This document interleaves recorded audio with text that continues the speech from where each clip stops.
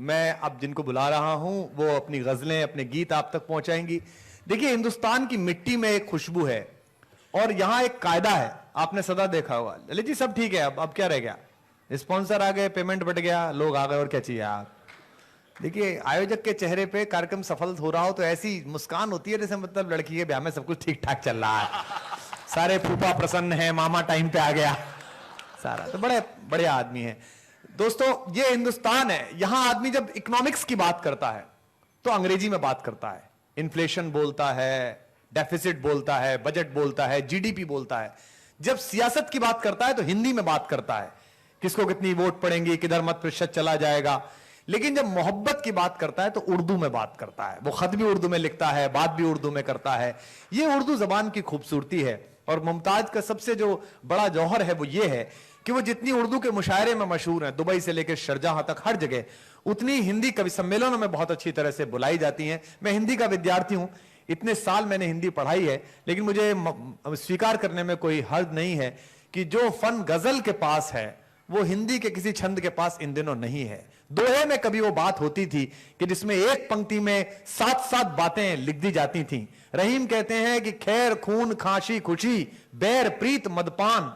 सुनो मुमताज, 7 बातें, खैर आपकी खैरियत, आप अच्छे दिखते हैं, खून अगर आपने कोई मर्डर कर दिया, खांसी अगर आपको खांसी आती है, खुशी अगर आप प्रसन्न हैं, बैर किसी से आपकी शत्रुता है, प्रीत किसी से प्यार हो गया है, मदपान 4 पैग लगाए हुए हैं। बैर खैर खून खांसी खुशी बैर प्रीत मदपान, रहीमन दाबे ना दबे जानत सकल जहान। पूरी दुनिया जान ही जाती है। ये उस बड़े कवि का, उस रहीम का शेर है, अब्दुल रहीम खान खाना, जो बैरम खां का लड़का था और जिसके बल पर अकबर का सिंहासन जमा रहा और आखिरी वक्त पर जो चित्रकूट में अलाउद्दीन खिलजी की सेनाओं द्वारा मारा गया। लेकिन अभी हिंदी में वो जलवा नहीं है, उर्दू में वो जलवा है। मैं आपको 3 शेर सुनाता हूं ताकि आप मुमताज को सुनने लायक हो जाएं। हालांकि वो खुद आप बहुत अच्छे लोग हैं, मैं मान रहा हूं, लेकिन अभी मैं देख रहा हूं जो पति हैं वो थोड़े भयभीत से बैठे हैं, डरे डरे से बैठे हैं। और खासकर एक खूबसूरत लड़की और शायरा की बात पर वाह करनी पड़ेगी तो 3 बार प्रायश्चित करना पड़ेगा अंदर ही अंदर। हाँ, घरवाली कौन ही मारेगी कि इसकी बहुत समझ में आई तुम्हें। हाँ, और मैंने इतने मन से मेरा तंडोले मेरा मंडोले गाया था, उस पर कभी ना बोले। आज इस पर भारतीय पत्नी का ये प्रारंभिक कार्यक्रम है कि उसे लगे कि बस देखना नहीं। इसीलिए आप देखिए जितनी भी समस्याएं हैं, महंगाई, लड़ाई, जितनी बुराई, सब स्त्रीलिंग है। डेंगू का मच्छर तक मादा है, और वो भी शीला दीक्षित के राज में काटता है। आप क्या समझिए साहब। मैं भाभियों आपको मैं प्रणाम करता हूं और भाई साहब से निवेदन करता हूं कि आज रात मेरी ओर से चरण छुएं। इसमें स्पर्श आपका ही रहेगा, मेरी तो बस भावना ही है। सभी अपने घर में यही करते हैं। लेकिन मैं 3 शेर सुनाता हूं। पहला शेर सुनिएगा। आज 1977 में यह शेर कहा गया था। मैं देख रहा हूं कुछ सीनियर लोग बैठे हैं, बुजुर्ग बैठे हैं। 1977 में एक आदमी बहुत परेशान हुआ और उसे लगा कि एक औरत हिंदुस्तान के लोकतंत्र से बड़ी हो गई है। वो जिसको चाहती है जेल में बंद कर देती है, जिसको चाहती है उठा लेती है।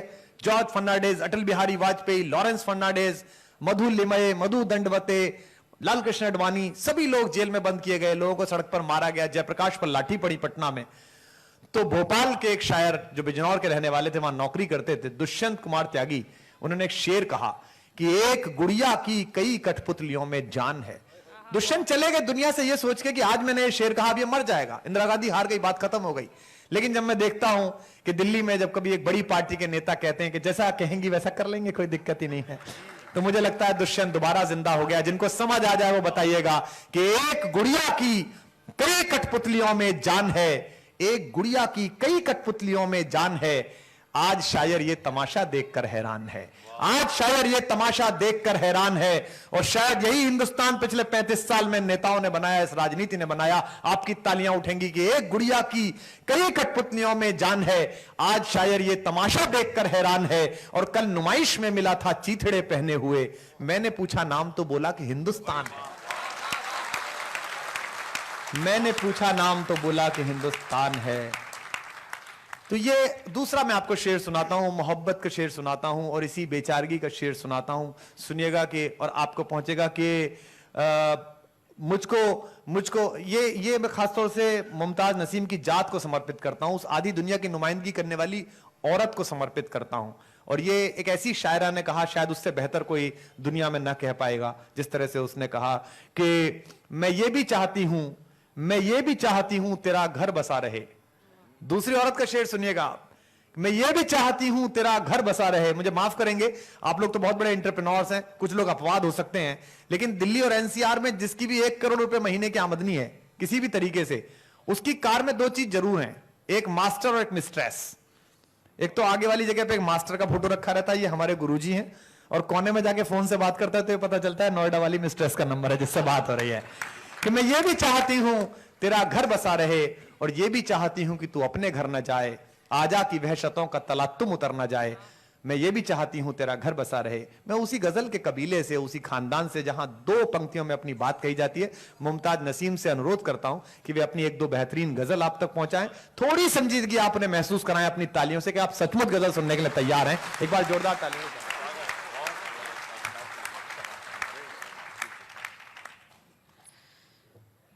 बहुत बहुत शुक्रिया कुमार जी। मंच को प्रणाम करती हूँ, आप सबको प्रणाम करती हूँ, सलाम करती हूँ, और कुछ गज़लें आप तक पहुँचाने की कोशिश करूँगी अगर आपने साथ दिया। हालांकि मैं जानती हूँ आप लोग बहुत अच्छा सुन रहे हैं, तो उम्मीद भी है कि मुझे भी आप लोग अपनी मोहब्बतों से, अपने प्यार से, आशीर्वाद से नवाजेंगे। सबसे पहले एक मतला और एक शेर पढ़ती हूँ, उसके बाद मैं अपना सफ़र शुरू करूँगी। कि चलो माना तुमने वफ़ाओं के मेरे सब निशान मिटा दिए। वाह क्या बात है। चलो माना तुमने वफाओं के मेरे सब निशान मिटा दिए, मगर इसका मुझको यकीन नहीं मेरे खत भी तुमने जला दिए।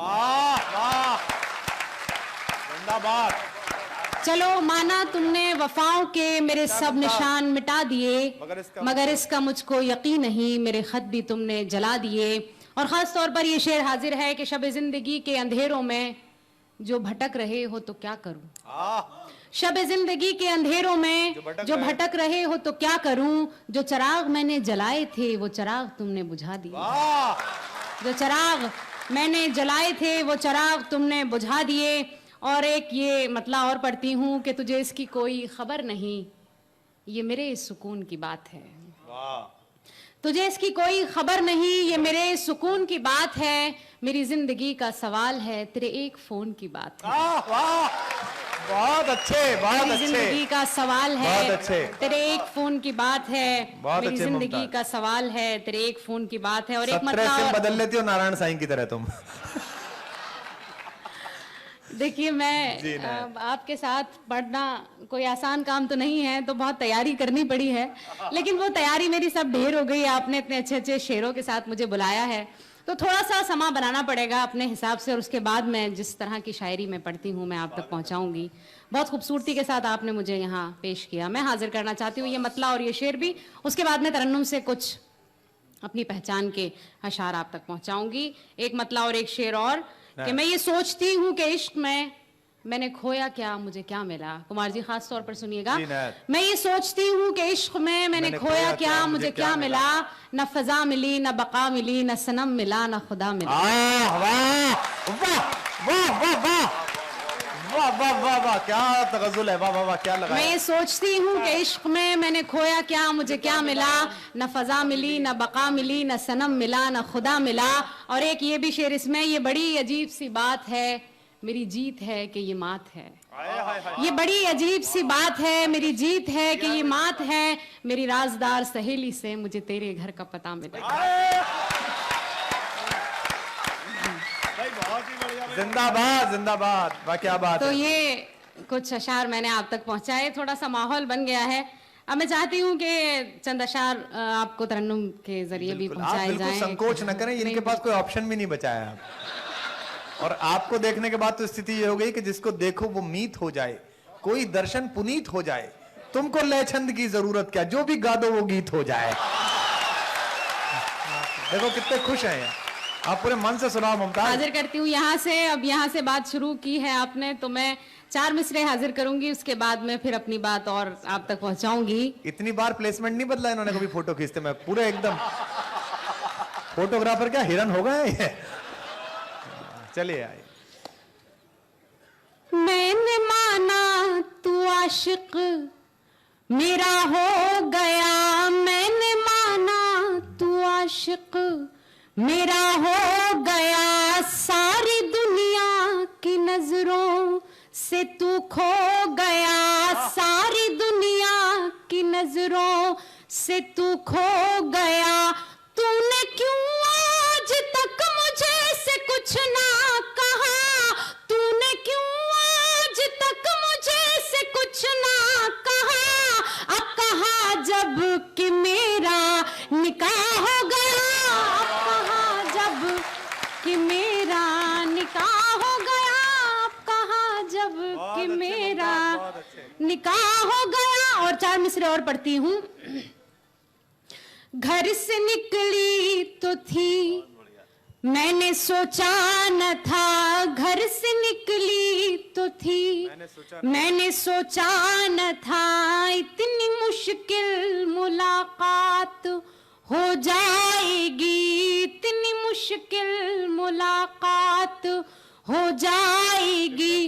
क्या खबर थी कि मौसम बदल जाएगा, क्या खबर थी कि मौसम बदल जाएगा, और रास्ते में बरसात हो जाएगी, और रास्ते में बरसात हो जाएगी, और रास्ते में बरसात हो जाएगी।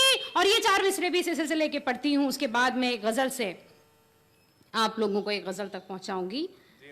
दोनों रोते रहें ऐसा रुख मोड़ दो, दोनों रोते रहें ऐसा रुख मोड़ दो, इसकी मर्जी है दोनों का दिल तोड़ दो, इसकी मर्जी है दोनों का दिल तोड़ दो।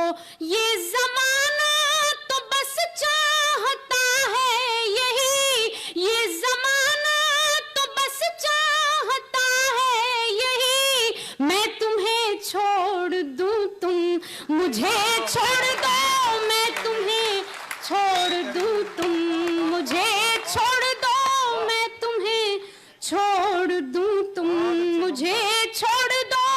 और ये शेर, ये जो कता है मुझे बहुत पसंद है, इसलिए आप तक पहुंचाती हूँ, मंच का भी ध्यान चाहती हूँ बतौर खास। बेवफा अब तो आजा खुदा के लिए, बेवफा अब तो आजा खुदा के लिए, उम्र भी अपनी पलकें झपकने लगी, उम्र भी अपनी पलकें झपकने लगी। मेरे सोने से बालों में तेरे बिना, मेरे सोने से बालों में तेरे बिना, थोड़ी थोड़ी सी चांदी चमकने लगी, थोड़ी थोड़ी सी चांदी चमकने लगी, थोड़ी थोड़ी सी चांदी चमकने लगी। बहुत बहुत शुक्रिया। अगले प्रोग्राम में काली मेहंदी वालों को स्पॉन्सर लाएंगे। बहुत बहुत शुक्रिया। आप अच्छे शेरों को अच्छी तरह सुनते हैं तो अच्छा पढ़ने का मन करता है। अब चाहती हूँ कि एक गजल का मतला और 2-3 शेर और आप तक पहुँचाऊं। वो सुना दीजिए, तुझे कैसे इल्म ना हो। जी बिल्कुल, मैं हाजिर करती हूँ। तुझे कैसे इल्म न हो सका, बड़ी दूर तक ये खबर गई, तुझे कैसे इल्म न हो सका, तुझे कैसे इल्म न हो सका, बड़ी दूर तक ये खबर गई कि तेरे ही शहर की शायरा तेरे इंतजार में मर गई, कि तेरे ही शहर की शायरा तेरे इंतजार में मर गई, कि तेरे ही शहर की शायरा। और ये शेर भी पढ़ती हूँ इसमें।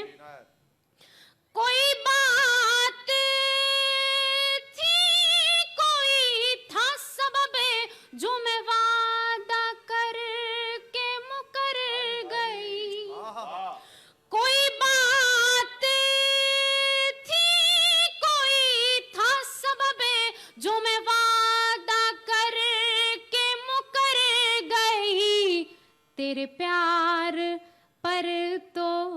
यकीन था, मैं खुद अपने आप से डर गई, तेरे प्यार पर तो यकीन था, मैं खुद अपने आप से डर गई, तेरे प्यार पर तो यकीन था। और बतौर खास ये शेर पढ़ती हूँ, मंच का भी ध्यान चाहती हूँ। बहुत अच्छा पढ़ रही है मुमताज, वाह। है खुदा गवाह, तेरे बिना मेरी जिंदगी तो न कट सकी। वाह मुमताज, वाह वाह। है खुदा गवाह, तेरे बिना मेरी जिंदगी तो न कट सकी। मुझे ये बता के मेरे बिना तेरी उम्र कैसे गुजर गई, मुझे ये बता के मेरे बिना तेरी उम्र कैसे गुजर गई, मुझे ये बता के मेरे बिना। और गजल का आखिरी शेर पढ़ती हूँ, और आप लोगों की तवज्जो जिस तरह से आप सुन रहे हैं, बहुत खूब। मैं आपकी क्या कहूँ, मैं खुद आपकी तारीफ करना चाहती हूँ। और ये शेर पढ़ती हूँ मैं। बहुत अच्छा पढ़ रही हैं। तुझे खोना दूं इसी खौफ से, तेरी समत मेरी नजर उठी। तुझे खोना खौफ से, तेरी समत मेरी नजर उठी। बड़ी शर्म आई मुझे मगर मैं ये सीढ़ियां भी उतर गई। बड़ी शर्म आई मुझे मगर मैं ये सीढ़ियां भी उतर गई। बड़ी शर्म आई मुझे मगर। और गजल का मक्ता जिसमें शायर अपना या शायरा अपना नाम रखती है, पढ़ती हूं मैं। वो सफर को अपने तमाम कर गई रात, आएंगे लौट कर। वो सफर को अपने तमाम कर गई रात, आएंगे लौट कर। ये नसीम मैंने सुनी खबर, तो मैं शाम ही से संवर गई। ये नसीम मैंने सुनी खबर, तो मैं शाम ही से संवर गई। ये नसीम मैंने सुनी। बहुत अच्छे, एक बार जोरदार तालियां। मुझे मेरे महबूब शायर जॉन एलिया का एक शेर याद आ रहा है। गजरौला में पैदा हुए जॉन एलिया 1954 में पाकिस्तान चले गए, और पाकिस्तान में जो लुगत कमेटी वहां की बनी, पहली राजभाषा समिति, जिसके भारत में अध्यक्ष हरिवंश राय बच्चन बनाए गए, वहां उनको बनाया गया। बहुत मशहूर शायर हुए हैं। और जाहिदा हिना, जिसकी आप डायरी पढ़ते हैं, उनसे उन्होंने शादी की। वो अपने वक्त की सबसे खूबसूरत वहाँ की इंटेलेक्चुअल थी, और वो वहाँ के सबसे पॉपुलर शायर थे। तो उनका एक शेर है, बाद में उनका तलाक हुआ, उनका एक शेर है जो मुझे याद आ गया मुमताज को सुनते हुए। उन्होंने कहा कि बेकरारी सी बेकरारी है, वसल कहते हैं मिलन को। कुछ नए लड़के बैठे, मैं इनके लिए बता देता हूं। अब शेर सुनिएगा और आपकी दाद मिले कि बेकरारी सी बेकरारी है, वसल है और हिजाब तारी है। अगला शेर सुनिएगा और शायद आपकी तालियां मुमताज तक पहुंचे उसी याद में कि बेकरारी सी बेकरारी है, वसल है और हिजाब तारी है। जो गुजारी न जा सकी हमसे, हमने वो जिंदगी गुजारी है। जो गुजारी न जा सकी हमसे, हमने वो जिंदगी गुजारी है। बात यूं है कि गुजरे हैं इश्क नाम के दोस्त एक बुजुर्ग, हम लोग भी बर्बाद उसी सिलसिले में हैं। तो आप जितने भी लोग हैं, ये बेटा फंस गई है, निकल रही है, क्या बात है, प्रॉब्लम क्या है? नहीं, अगर ये किसी ऐसे शरीर के हिस्से में फंसी है जहां से इस समय सार्वजनिक स्तर पर नहीं निकाली जा सकती है, तो आप इमरजेंसी एग्जिट से निकल भी सकते हैं, क्योंकि ये महफिल अदब है, यहाँ का एक अलग कायदा है। और खास तौर पे विशेष रूप से हमारे जो स्पॉन्सर फैमिलीज हैं उनके लिए ये शाम सजाई है नंदिनी ने। मैं अब जिनको बुला रहा हूं, आपने मुमताज की गजल को सुनने के लिए बहुत दिल लगाया, बहुत बुद्धि लगाई, बहुत समझने की कोशिश की, जिसका मुझे काफी खेद है और दुख है। आप यहाँ आए किस काम के लिए, तो आपको करना क्या पड़ गया।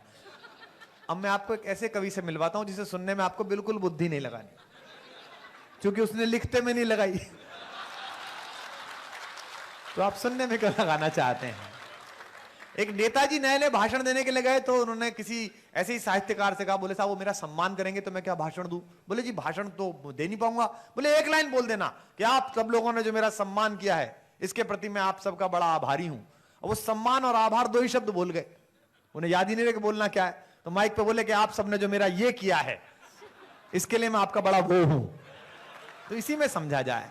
तो मैं जिस कवि को बुला रहा हूं उसे आप बिल्कुल मुक्त भाव के साथ सुने, परम आनंद के साथ। वो बताएगा कि वो आगरा में क्यों हुआ। आगरा बड़ी पवित्र जगह है। पंडित अटल बिहारी वाजपेयी जी ने जब मुशर्रफ को बातचीत करने के लिए बुलाया था, तो भारत में कितनी कितनी खूबसूरत जगह है, शिमला है, डलहौजी है, पता नहीं कहां कहां, उन्होंने आगरा बुलाया। लोगों ने कहा जी आगरा क्यों बुला रहे हो। बोले देखो इनसे जैसी बातचीत होनी है, एजेंडा सारा यहां मौजूद है। इन्हें बुलाएंगे, प्रेम से बातें करेंगे, प्रेम का प्रतीक ताजमहल दिखाएंगे, मुशर्रफ मान जाएगा। नहीं मानेगा तो आगरे का पेठा बहुत प्रसिद्ध है, पेठा खिलाएंगे, मान जाएगा। नहीं मानेगा तो आगरे का जूता बहुत प्रसिद्ध है, मान जाएगा। और बिल्कुल नहीं मानेगा तो आगरे में अंतिम स्थान पागलखाना है ही। लेकिन उसको पता चल गया, बातचीत कश्मीर पे आई नहीं। कितना मूर्ख आदमी था यार वो मुशर्रफ, बताओ। अविवाहित प्रधानमंत्री के साथ पत्नी लेके बातचीत करने चला है। अटल जी बातचीत शुरू करें और एजेंडा फिसल जाए। तो मुशर्रफ की समझ में आ गई कि कश्मीर तो मिल सकता है पर बेगम चली जाएगी। तो उसने कहा निकल लो यहां से।